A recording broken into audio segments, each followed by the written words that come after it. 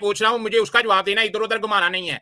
जो आपने कनाडा में वीजा अप्लाई किया था, आपने उनको बताया होगा कि मैं मई, जून, जुलाई, अगस्त, सितंबर, ये 12 महीनों में से 1 महीने का आपने उनको प्लान दिया होगा कि मैं कनाडा में जाना चाहता हूं इस महीने में, इन डेट्स में, कि आपने उन्हें 10-15 दिन का प्लान दिया होगा कि मैं वहां पे जाके ये चीजें करना चाहता हूं या देखना चाहता हूं। वो कौन सी डेट्स थी? वो तो टाइम हो गया, मैंने ऐसा एक बनाया था तरीकाकार कि मुझे मुझे मुझे ये बताए, कोई एक महीना बता दे, कोई एक महीना बता दे और साल बता दें। साल 1-2 साल पहले, और ऐसा सोचें कि दिसंबर का ठीक है। दिसंबर में। अब उन्होंने आपका वीजा रिफ्यूज कर दिया, कनाडा ने आपका वीजा रिफ्यूज कर दिया ये कह के कि आप झूठे आदमी हैं, आपने जो है वो वहां से वापस नहीं आना। मैं मिसाल के तौर पर ये झूठे वाला लफ्ज मैंने अपने पास से डाला है, अगर आपको इसके कोई दिलोजारी हो तो मैं माजरा चाहता हूं। उन्होंने आप ये आपसे इमेजिन किया कि ये जो वाहिद भाई हैं ये झूठे आदमी हैं, इन्होंने जाके वहां से वापस नहीं आना, मिसाल के तौर पर।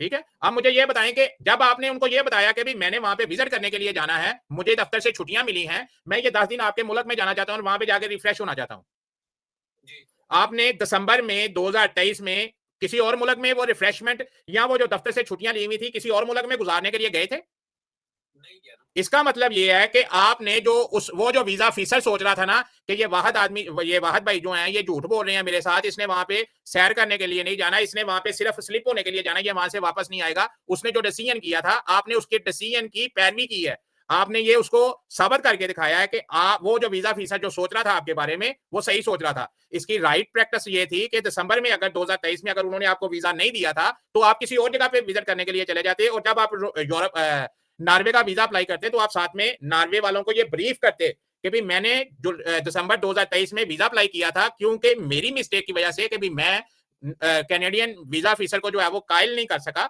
तो इस वजह से मेरा उसने वीजा रिफ्यूज कर दिया था, तो मैंने यही प्लान, जो प्लान मैंने कैनेडियन एम्बेसी को दिया था विजिट करने के लिए, मैं वो विजिट जो है वो दुबई में करने चले गया, वो विजिट मैं जो है वो तुर्की में करने चले गया, वो विजिट जो है वो मैं अजरबैजान में करने के लिए चले गया, या वो विजिट जो है वो मैं सिंगापुर में करने चले गया। आपने वो विजिट नहीं किया, आप घर में बैठे रहे, इसका मतलब है कि वो जो कैनेडियन वीजा ऑफिसर था उसका डिसीजन ठीक था। उसके बाद आपने सेकंड मिस्टेक जो है वो ये की, आपने दोबारा जो है वो नॉर्वे का वीजा अप्लाई कर दिया। नॉर्वे को वीजा अप्लाई करने से पहले आपके पास कोई एक्सप्लेनेशन ही नहीं थी कि क्यों आपका वीजा रिफ्यूज हुआ, आप ठीक थे या वो ठीक था। इसका मतलब है कि जब आपने बगैर किसी और मुल्क में विजिट किए उसी डेट्स में आप किसी और मुल्क में वीजा अप्लाई करेंगे तो वो आपके बारे में क्या सोचेंगे? जी जी, समझ गया। थक जाते हैं। तो फिर आपने दोबारा फिर गलती वही की, और दोबारा से फिर जब नॉर्वे ने कहा कि हमें आपके ऊपर डाउट है, आपने जो है वो विजिट करके वापस नहीं जाना, आपने फिर जो है वो वीजा रिफ्यूज करवा के आप फिर घर में बैठे रहे। अब मुझे बताएं कि 2 विजिट आपने लगवा लिए और दोनों एम्बेसियों का आपने ये तासुर दिया है कि आप जो है वो जो भी कमिटमेंट करते हैं आप गलत कमिटमेंट करते हैं। मुझे बताइए, जब तीसरे मुल्क में आप वीजा अप्लाई करेंगे आपको कोई वीजा देगा? आपको कभी भी कोई मुल्क जो है वो वीजा नहीं आप देगा।